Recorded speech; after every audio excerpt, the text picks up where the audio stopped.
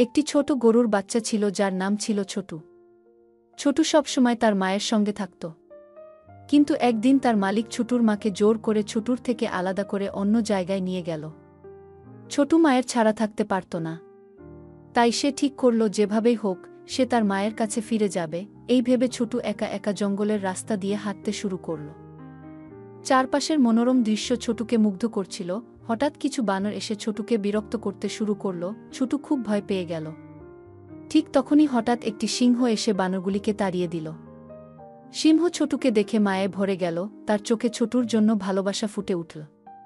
সিংহ ছোটুকে আদর করে তার সব কথা মন দিয়ে শুনল।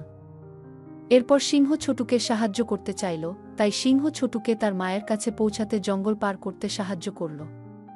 জঙ্গল পার হয়ে ছোটু অবশেষে তার মায়ের কাছে ফিরে গেল। মা আর ছোটু আবার একসঙ্গে হতে পেরে দুজনেই খুশি হল। প্রিয় দর্শক, আপনারা যদি চান ছোটু সবসময় তার মায়ের সাথে সুখে থাকুক, তাহলে অবশ্যই একটা লাইক দিন আর আমাদের চ্যানেল সাবস্ক্রাইব করতে ভুলবেন না।